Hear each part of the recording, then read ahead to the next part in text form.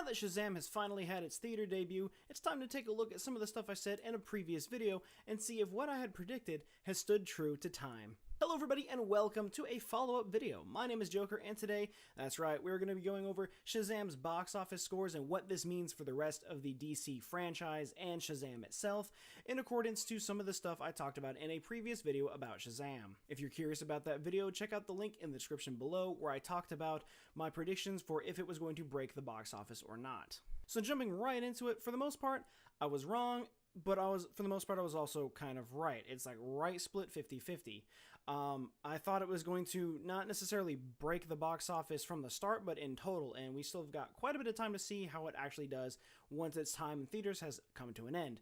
But for right now, we only have what has actually come out of it since its release on this past Thursday on April 4th. So real quick, as I mentioned before in that previous video, I had a lot of people talking to me about the competition that it would be having to be put up against as this movie came out, and I disagreed with a lot of it because a lot of the movies that were mentioned, sure, are being released around the same time, but some of them had a completely different demographic that didn't really fit with what Shazam was going to have. Now, sure, some of them may have scored higher than Shazam, but I do not think that that directly correlates with the numbers that Shazam was making. And at the time of recording this is April 9th. It is literally 11 minutes away from April 10th. So these are the scores that I have to me as of right now. And we're looking at worldwide, Shazam has made 162 million. That is fantastic because that is well above what everyone thought was going to happen with Shazam. Just for the opening weekend alone, people were suggesting about 45 to 50 million, and it came out on top with about 53 million, which is fantastic. And now that it's worldwide, already up to 162 million, that is spectacular. This is exactly what this movie needs, and it's just going to help it move forward. Some of the other competition that people had talked about was Pet Sematary.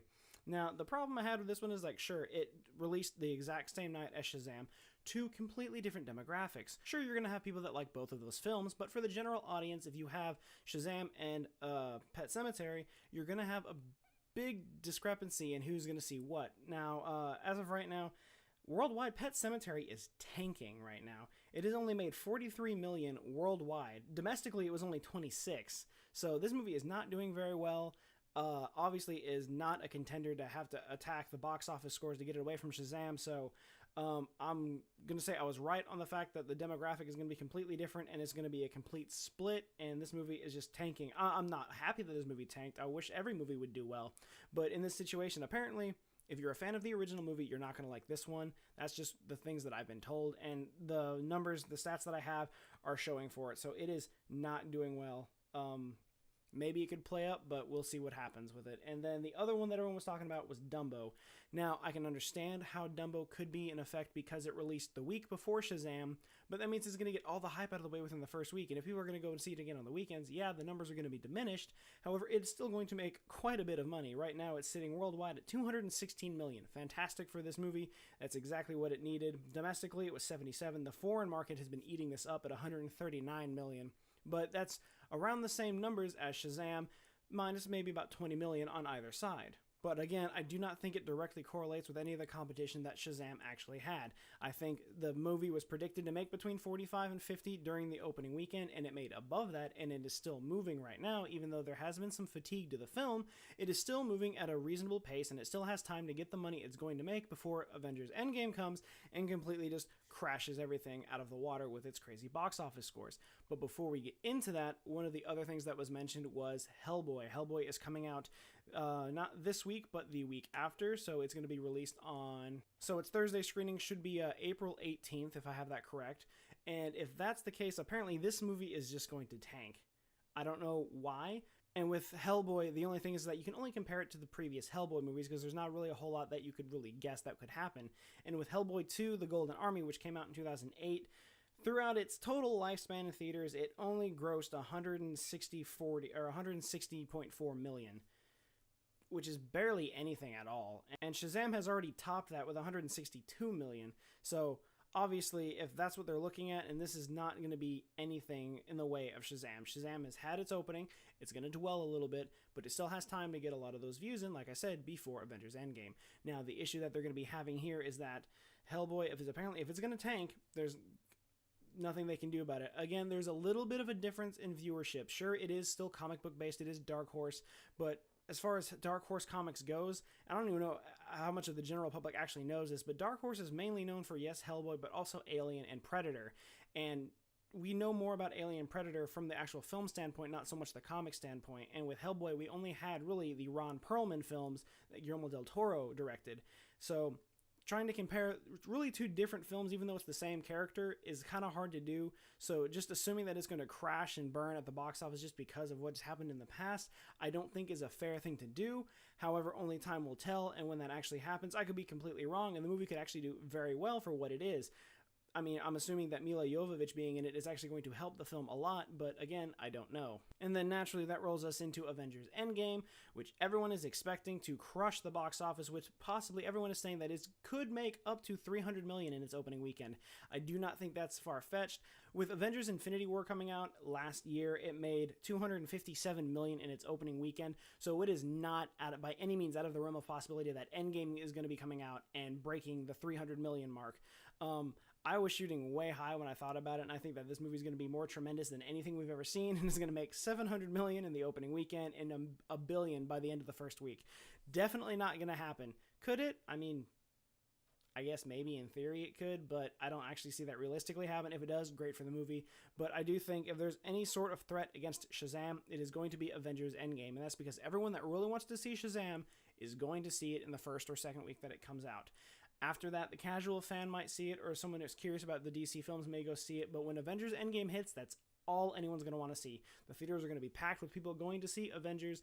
That's what the money's going to be. That is the most serious threat against Shazam right now, which is why it has 3 whole weeks before the premiere of Endgame to make as much money as it can before it completely loses the entire audience, besides maybe a handful of people. It'll probably still get views, but it's going to drop drastically, and that's something I really want to take a look at. And once the movie comes out and I've seen it, I want to track the box office scores for the movies and see what happened when Endgame come out. But to say that Shazam has actually been failing is a complete no. That's a complete lie. The movie is doing very well for what it was, had such a tiny budget, has already made its money back, and is continuing to make money, so much so that they've already said that Shazam 2 is going to happen. Obviously, if you haven't seen it yet, some spoiler stuff is going to happen right about now, so if you really want to see the movie, pause the video, go buy a ticket, see it, and come back, finish this video.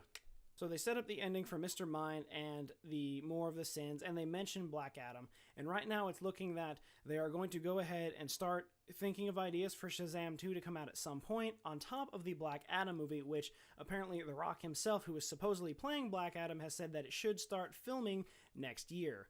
Now, that can be taken in a couple of ways. Either, there's a difference in saying it should be made next year, or I think we should be able to start next year. I'm assuming it's the other one. I think we're going to be able to start filming next year to get that movie out, because when it comes to Shazam and Black Adam, these are 2 movies that actually have to happen for the reason of this, and this is my reasoning behind this. So with the first Shazam film that we just got, we saw Billy Batson get the hero powers that he has and learn how they roll, and learn what his role is in this entire superhero-filled world and what he's going to be doing with these powers. We also learned that there was a champion that the Wizard chose poorly, and that became Black Adam and became evil. But the key here is that Black Adam is his own strong character, and he's got a very dark backstory as compared to Billy's semi-dark but rather a lighter side to it. Sure, there's some childhood issues and some family issues, but on the side of Black Adam, there's a lot of torment and a lot of murder and chaos. So we need to see both sides of these characters, because they're both very strong, prominent characters on their side of the DC universe. So once these characters come together in what could possibly be a Shazam 2, it's going to be very important that we have that Black Adam movie to pit him against Shazam once that movie drops. So if the Black Adam movie is going to go into production and start filming next year, I think that would be fantastic, giving us a few years to get ready for a Shazam 2 and to see how it builds into the DCEU.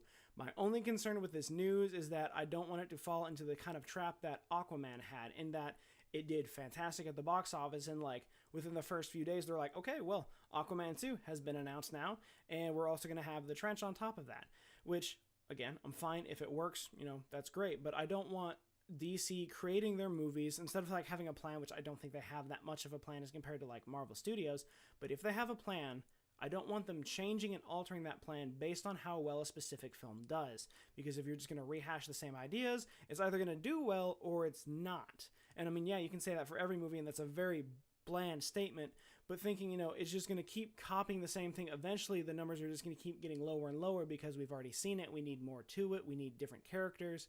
So having Shazam is fine. Having, starting next year, if Black Adam goes into production, and then I say in 2021 we get the Black Adam movie, and that does well, then we can start putting it together for a Shazam 2, and possibly 2023 is what I would guess at. But I don't want them making these films in place of other films that they already had planned just because of the success of the one movie, if that makes any sense. But overall, the movie was absolutely spectacular. Again, if you haven't seen it and for some reason you're still watching, please go watch it. It is such a good movie. It is honestly, it's one of the things that DC needed right now. It's a very good, lighthearted film with a lot of joy and a lot of jokes involved. And it's perfect for what it is. This is also a very important step in the DCEU to kind of push away from the main story. Sure, there was some cameos here and there, but it was mainly to show that there is more to the universe than just what we've been given with the Justice League main characters already. And of course, as more news becomes available about both Black Adam and Shazam 2, I will definitely be following up this video with that, along with what the box office scores are at that time, as well as how badly affected the box office scores get with both the release of Hellboy and the release of Avengers Endgame. I'm expecting a really drastic drop around the time of Endgame if the movie's lifespan hasn't already died out by then, but you never know, it could keep going. But I'm really excited to see what happens, because I think it's an interesting theory to see it when a larger movie drops like that. What happens to every other movie playing at the same time for that one day? So that Thursday spot at 6 p.m., what happens to the rest of those films? Do they just drop drastically? Who knows? But that'll be all for this video, guys. Remember, if you like what you saw, be sure to leave a like, comment, and subscribe. Let me know in the comments down below if you would like to see more film discussion videos, or if you'd like to see anything else. But until then, and as always, I will see you guys next time.